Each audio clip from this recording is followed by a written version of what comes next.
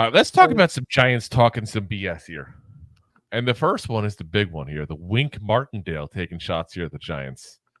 Obviously we all remember Wink was, had a mutual parting of ways with the Giants here this offseason. And I got to say, am I wrong for saying the Giants defense actually looks better this year without him? Oh, 100%. They look better. Everyone worried about, how are you going to pressure the quarterback? How are we going to get to the quarterback? Well, guess what?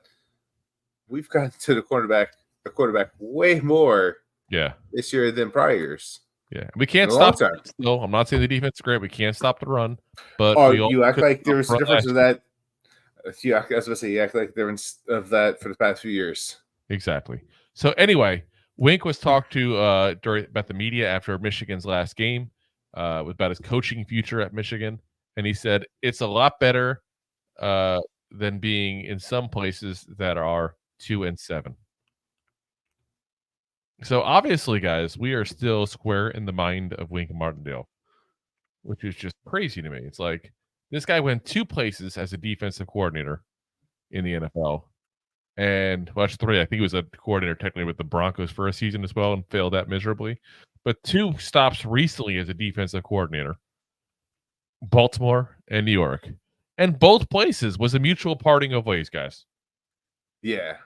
When there's a pattern forming, you have to look in the mirror.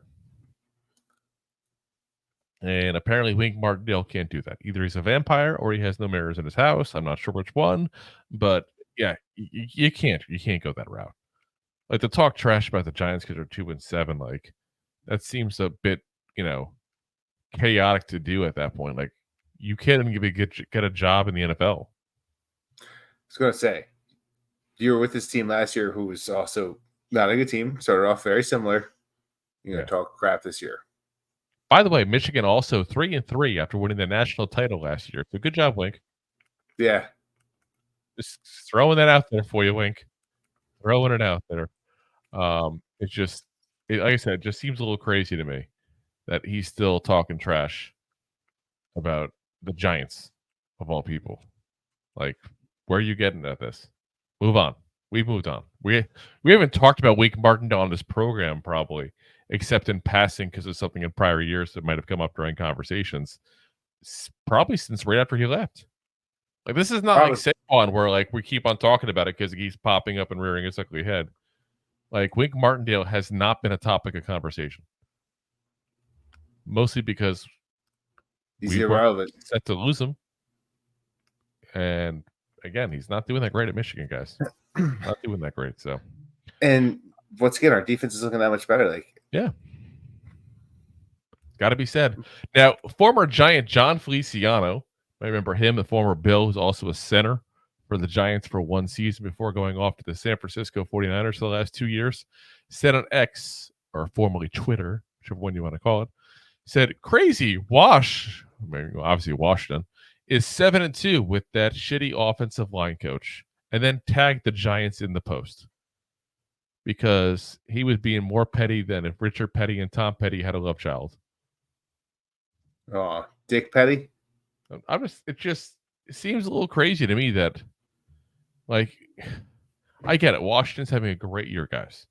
But if you guys think Bobby Johnson, our former offensive line coach, is the reason why this team's doing good, then I have a cup for you to pee in real quick because clearly you're on something. Or you're thirsty. Yeah, well, the cup to pee in would not be good for quenching your thirst, just say. You don't know the cup. We're not advertising that program, this program. But, listen, you look at the stats and go, okay, Washington's line's not playing that bad necessarily. 18 sacks in the season, that's 17th in the league. So they're right at the mid. Jaden Daniels is averaging 2.4 seconds in pocket on average passing plays. That's average in the league. They're 19th in the league in hurries, 10th in the 10th most blitz packages called against them. So, not bad stats, especially considering what they've done the past few years. Washington's line is actually ranked 8th best by PFF in the league, guys.